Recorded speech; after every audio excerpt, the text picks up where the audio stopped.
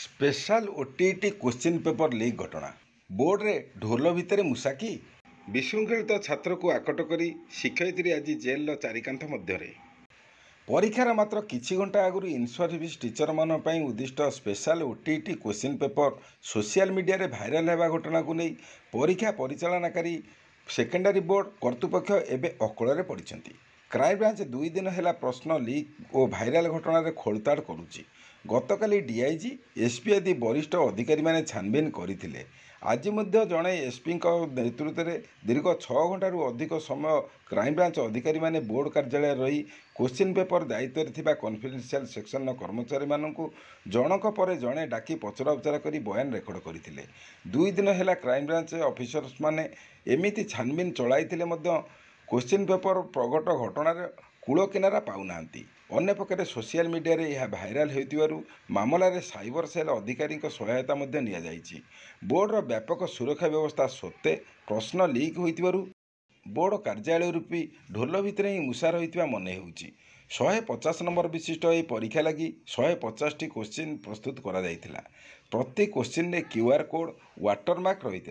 Board कार्यालय प्रश्नपत्र परीक्षा केन्द्र को जीवा भितर काले किए चंचकता करी बाक्सरे ताला खोली जो मुदा पैकेट क्वेश्चन पेपर को खोलीदेव से बोर्ड कर्तृपक्ष डिजिटाल लकर सहायता नहीं। डिजी लकर राज्यर 30टी जाक जिलार 193 जाक परीक्षा केन्द्र को क्वेश्चन पेपर पठा जाइतिला। एते कड़ा सुरक्षा व्यवस्था सत्वे किपरि क्वेश्चन लीक हैला ता वितर्कर विषय होइछि। सीधा सड़क क्वेश्चन फोटो उठाई किंबा जेरक्स करी भाइराल कले वाटरमार्क और क्यूआर कोड नंबर द्वारा धरा पड़िजिबार संभावना थिबारु सेथिलागि केही चतुरतार सहित क्वेश्चन लीक करिछि। क्वेश्चन को टिपी नहीं हाथ लेखा प्रश्न और तार उत्तर लिखि भाइराल करिछि। क्वेश्चन पेपर छपा केन्द्ररू यार सुरक्षा दायित्व थिबा कर्मचारी मध्यरु केही एपरि प्रकट करिथाइ पारे बोली क्राइमब्रांच अनुमान करू। प्रस्तुति होइतिबा 150टी प्रश्नरू 129टी प्रश्न हाथ रे लेखा होई भाइराल होइछि। पेपर 1 और पेपर 2 पृथक भाव भाइराल होइछि। यही क्वेश्चन लीक घटना पछरे विधित भाव एक रैकेट काम करुथिबार क्राइमब्रांच अनुमान करुछि। एमितिक एथिरे मोटा अंकर टंका मध्य कारबार होइतिबा संदेह करा जाउछि।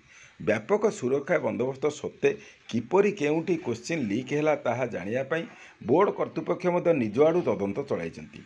केउंठी सुरक्षा व्यवस्था ढिला रहीगला ताहा जानिया पई कर्तृपक्ष दायित्व थिबा कर्मचारी को पचराउचरा करुछन्ति। किंतु 2 दिन बीती जाइतिले सुधा ओटीईटी क्वेश्चन लीक केउंठी होइछि ताहा जणा पड़ी नाही। कर्तृपक्ष विश्वास रे केही कर्मचारी विष देई एपरि प्रश्न लीक करि पारंती बोली चर्चा हेउछि।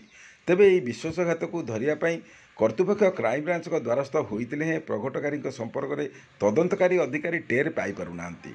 अन्यपक्षे क्वेश्चन प्रकट पर परीक्षा स्थगित रहिबा को नहीं परीक्षार्थी तथा इन सर्विस शिक्षक महल में तीव्र असंतोष प्रकाश पाई। अवश्य इन सर्विस टीचर मान होउतिबा स्पेशल ओटीईटी प्रश्न भाइराल होगा किसी नुआ घटना नुहे। या पूर्व 2021 होइतिबा special OTET question paper viral होइतिला। फल बोर्ड कर्तृपक्ष उक्त परीक्षा को मालकानगिरी जिले में बातिल कर यही घटना स्थानीय जिला शिक्षाधिकारी थाना एतला देइथिले मध्य कार्यानुष्ठान किछि होई नथिला। या पूर्व मैट्रिक परीक्षा और ओटीईटी क्वेश्चन पेपर भाइराल होगा नहीं अभियोग होइतिले गतकालीर स्पेशल ओटीईटी जेपरी प्रश्न भाइराल होइतिला सेपरी पूर्वरु केबे होई नथिला। अन्यपक्षे गतकाली परीक्षा स्थगित रहिया परे राज्यर 193टी जाक केन्द्ररू डिजी लकर थिबा क्वेश्चन भर्ती बाक्स फेरी प्रश्न भर्ती बाक्सरे काले किए चंचकता करिथिबो सेतिलागी दायित्व थिबा कर्मचारी बाक्सर आगपछ चारिकती और लकर को तन्न तन्न करी जांच करी रखिछन्ति। छात्रर दुष्टामी को आकट करी शिक्षयित्री एबे जेल ले। प्रतिवाद रे छात्र छात्री रास्ता अवरोध। किछि दिन तले मणिजंगा भगवती उच्च प्राथमिक विद्यालय सहकारी शिक्षयित्री तनुप्रिया पृष्ठ को किशननगर थाना पुलिस गिरफ्त कर कोर्ट चालान करथिला। यार प्रतिवाद रे सोमवार दिन स्कूल रे शताधिक छात्र छात्री एवं गार्डियन टायर जाली कटिकटा जयपुर पृत रास्ता अवरोध करथिले। एही विद्यालय जड़े छात्र को गत बुधवार 4 जन सहपाठी श्रेणीगृह ताला पकाई पलाई जाइतिले। संपृक्त छात्रंकर पार्टी शुणी शिक्षयित्री तनुप्रिया तांको बंद घर उद्धार करथिले। यही घटना नहीं 4 जन छात्र को तागिद करने सहित से जड़े 8म श्रेणी छात्र को राहुल शेट्टी को तनुप्रिया माड़ मारी अभियोग होइछि। ए संपर्क में राहुल बापा प्रशांत शेट्टी किशननगर थाना लिखित अभियोग करते। किशननगर पुलिस घटनार तदंत कर थाना एक मामला रुजु करने सह तनुप्रिया को आरेस्ट कर कोर्ट चालान कर जामिन नामंजूर होबारु चौद्वार सर्कल जेल को पठाई दिया जनापड़ी। ଅପରପକ୍ଷରେ ଏହି ଅଭିଯୋଗ ଉପରେ ବିଓ ସଂଯୁକ୍ତା ମହାପାତ୍ର ମଧ୍ୟ ସମ୍ପୃକ୍ତ ଶିକ୍ଷୟିତ୍ରୀଙ୍କୁ କାର୍ଯ୍ୟରୁ ସସ୍ପେଣ୍ଡ କରିଛନ୍ତି। ତେବେ ପୁଲିସ ଓ ବିଓଙ୍କ ଏଭଳି କାର୍ଯ୍ୟାନୁଷ୍ଠାନକୁ ଉକ୍ତ ସ୍କୁଲର ଛାତ୍ରଛାତ୍ରୀ ଏବଂ ଗାର୍ଡିଆନ ବିରୋଧ କରିଥିଲେ।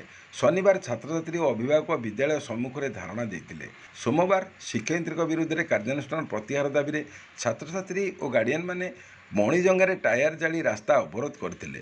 ଦୀର୍ଘ 3 ଘଣ୍ଟାରୁ ଅଧିକ ସମୟ ଧରି ରାସ୍ତା ଅବରୋଧ ଯୋଗୁଁ ଯାନବାହନ ଗମନାଗମନ ସମ୍ପୂର୍ଣ୍ଣ ବାଧାପ୍ରାପ୍ତ ହୋଇଥିଲା। ଧାରଣାରତ ଅଭିଭାବକମାନଙ୍କୁ ପୁଲିସ ବୁଝାସୁଝା କରିବା ପରେ ରାସ୍ତା ଅବରୋଧ ହଟିଥିଲା।